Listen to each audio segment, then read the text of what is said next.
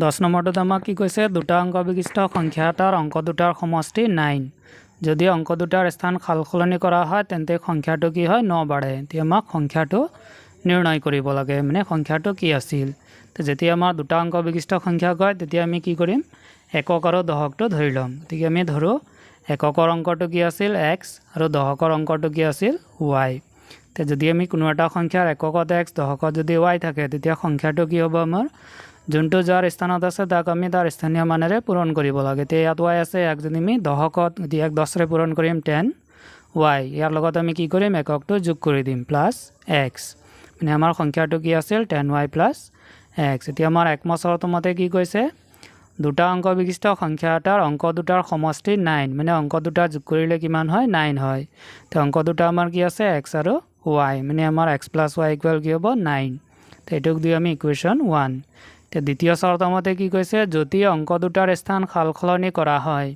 তেতিয়া কি হয় সংখ্যাটো 9 বাঢ়ি যায় তে যদি আমি স্থানটো সালসলনি কৰি দিও মানে এককটো দশকত আহিব দশকটো এককত যাব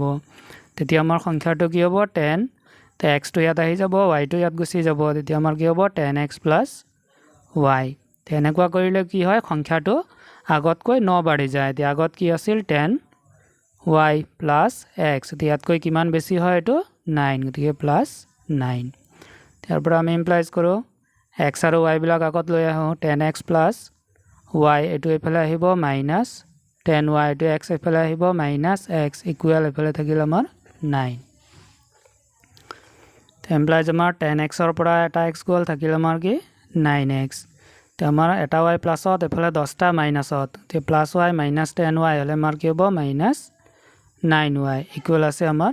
9 তে সবকে আমাৰ কি হৈ আছে 9 ৰে হৰণ গৈ আছে 9 ৰে হৰণ কৰি দিও 9 ৰে 9 হৰণ কৰিলে ইয়াত থাকিল আমাৰ কি x মাইনাস ইয়াৰ পৰা 9 কেনসেল গ'ল থাকিল কি y ইকুৱেল এফালে 9 ৰে 9 হৰণ কৰিলে একবাৰ গতিকে এটো হল আমাৰ কি ইকুৱেশ্যন 2 তে আমি চাও 1 আৰু 2 বিলাক সমাধান কৰিব লাগে ইয়াত আমাৰ x ৰ 1 আছে ইয়াতো x ৰ 1 আছে তে y ৰ ইয়াত কি আছে 1 ইয়াতো y ৰ 1 দুইটাৰ মিলি আছে গতিকে আমি ইয়াত যোগ কৰিলে হ'ব বিয়োগ কৰিলে হ'ব ইয়াৰ পৰা ধৰিলো আমি যোগ কৰি দিছো 1 + 2 যোগ কৰি যদি কৰো x + y ইকুৱেল কি আছে 9 দ্বিতীয়টো আছে আমাৰ x - y ইকুৱেল 1 যদি আমি যোগ কৰো যোগ কৰিলে চিন খলনি নহয় তে আমাৰ x + x হলে কি হ'ব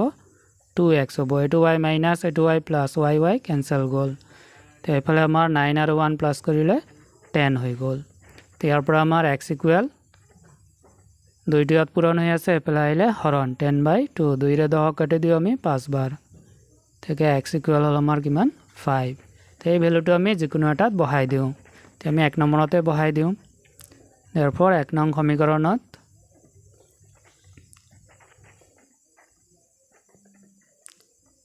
আমি 1 নং সমীকৰণত কি কৰিম x ইকুৱেল 5 বহুৱালে 1 নং সমীকৰণটো কি আছে আমাৰ x + y ইকুৱেল 9 ইয়াত আমি x ৰ ভ্যালুটো পালো কিমান 5 + y ইকুৱেল 9 ইয়াৰ পৰা আমাৰ y ইকুৱেল কি হ'ব 9 এই 5 টো প্লাস হৈ আছে এফালে আহিলে মাইনাস তেতিয়াকে আমাৰ y ইকুৱেল 9 - 5 হলে 4 তে আমি x ৰ ভ্যালুটো পালো কিমান 5 আৰু y ৰ ভ্যালুটো পালো কিমান 4 এতেকে নিৰ্ণয় সংখ্যাটো আমাৰ কি হ'ব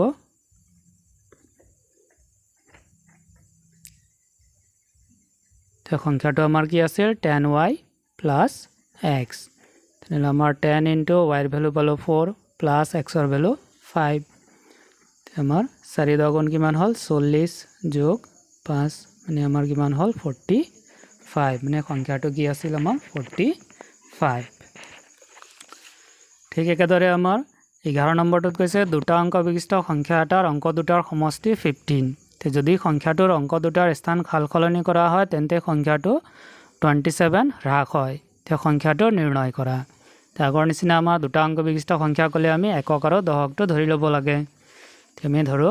এককৰ অংকটো আমাৰ কি আগৰ নিচিনা ধৰো এককৰ অংকটো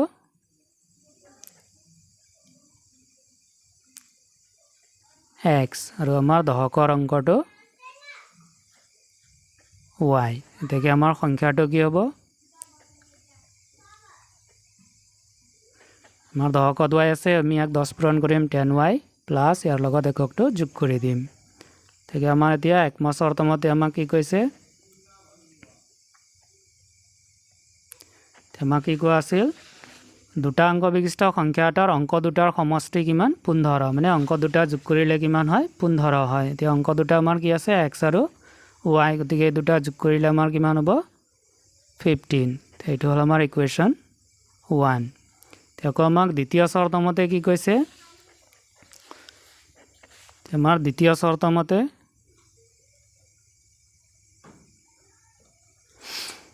যদি সংখ্যাটোৰ অংক দুটাৰ স্থান খালখলনি কৰা হয় তেন্তে সংখ্যাটো কি হয় 27 হ্ৰাস হয় এতিয়া আমি স্থান যদি খালখলনি কৰোঁ তেতিয়া কিমান হৈ যায় 27 কমি যায় তে স্থান খালখলনি কৰিলে আমাৰ কি হ'ব 10x +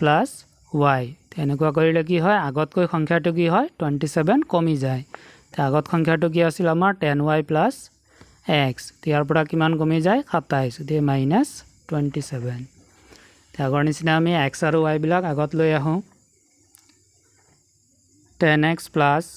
y এটো এফালে আহিব -10y x টো এফালে আহিল -x ইকুৱেল পিছফালে থাকিল আমাৰ -27 তে 10টা x ৰ পৰা এটা x গ'ল থাকিল আমাৰ 9টা x তে এটা y প্লাছ এফালে 10টা মাইনাছ হ'লে -9y ইকুৱেল থাকিল আমাৰ -27 তে সবকে 9ৰে গৈ আছে কৰি দিও হৰণ 9ৰে হৰণ কৰিলে x 9ৰে হৰণ কৰিলে 9 কেনসেল যাব y -9ৰে 27 হৰণ কৰিলে 3 বাৰ এটো হল আমাৰ ইকুৱেশ্যন 2 তে আগৰ নিচিনা আমাৰ 1 আৰু 2 আমাৰ মিলি আছে সহগবিলাক এক নম্বৰটো আমাৰ কি আছে x + y = 15 ইয়াতো আমাৰ কি আছে x ৰ 1 আছে ইয়াতো x ৰ 1 ইয়াতো y কি আছে 1 ইয়াতো y ৰ 1 গতিকে যোগ কৰিলে হ'ব বিয়োগ কৰিলে হ'ব তে আমি যোগে কৰি দিও 1 + 2 যদি আমি যোগ কৰোঁ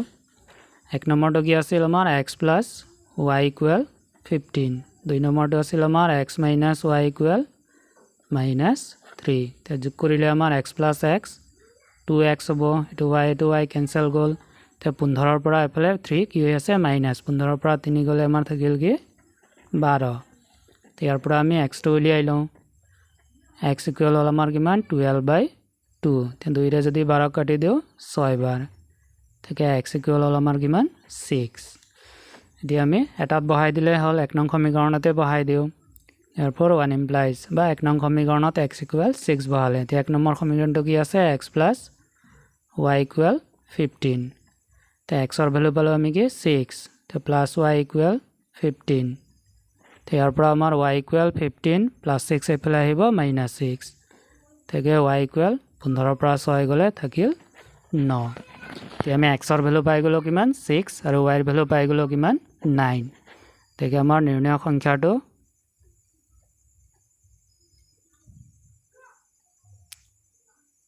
তে সংখ্যাটো আমাৰ কি আছিল 10y + x ইকুৱেল এতিয়া ভ্যালু বহাই দিয়া 10 * y ৰ ভ্যালু হ'ল আমাৰ 9 প্লাস x ৰ ভ্যালু হ'ল কিমান 6 তে 10 * 9 হলে আমাৰ 90 প্লাস 6 তে 90 আৰু 6 প্লাস কৰিলে আমাৰ কিমান হ'ল 96 মানে সংখ্যাটো আমাৰ কি আছিল 96 আছিল নেক্সটত আমাৰ 12 নম্বৰটোত কৈছে আমাক দুটা সংখ্যাৰ অন্তৰ 4 তে দুটা সংখ্যাৰ অন্তৰ মানে ডাঙৰৰ পৰা সৰু বিয়োগ কৰিলে কিমান হয় 4 হয় তে সৰু সংখ্যাটোৰ দুগুণৰ লগত ডাঙৰ সংখ্যাটোৰ 3 গুণ যোগ দিলে 2 হয় কিমান দিছে এটো সৰু সংখ্যাটোৰ দুগুণৰ লগত ডাঙৰ সংখ্যাটোৰ 3 গুণ যোগ দিলে তো কিমান দিছে 82 হয় তে সংখ্যা দুটা নিৰ্ণয় কৰা তে আমাক কৈছে দুটা সংখ্যাৰ অন্তৰটো কিমান দিয়া আছে 4 তে আমি ধৰো ডাঙৰ সংখ্যাটো আমি x ধৰি লওঁ সৰু সংখ্যাটো y ধৰি লওঁ 12 নম্বৰটোত আমি ধৰো ডাঙৰ সংখ্যাটো x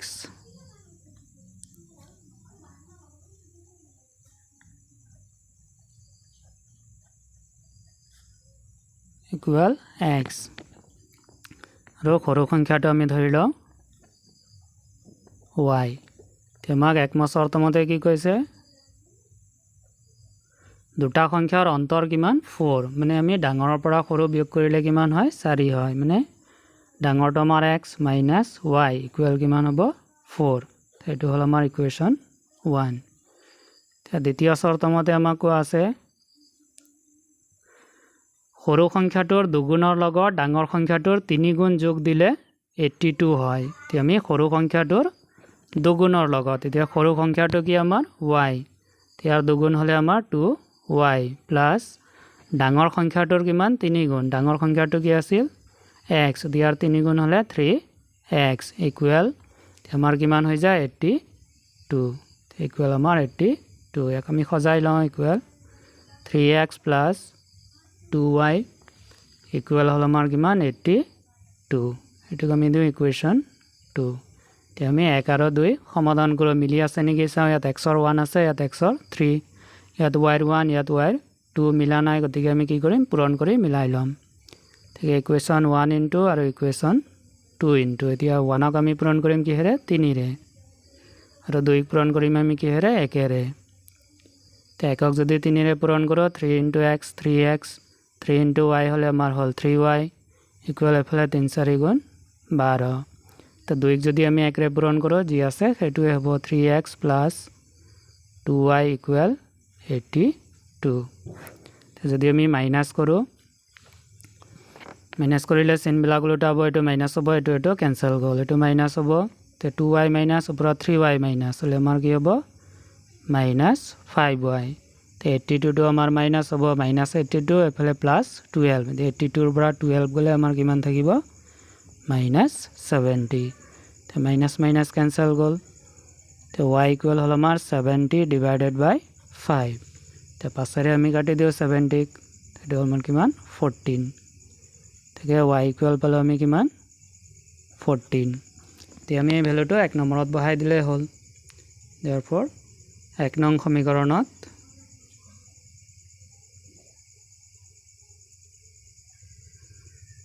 y ইকুৱেল 14 বহুৱালে 1 নং সমীকৰণত যদি এটো বহাই দিও আমাৰ 1 নং সমীকৰণটো কি আছিল আমাৰ x minus y ইকুৱেল 4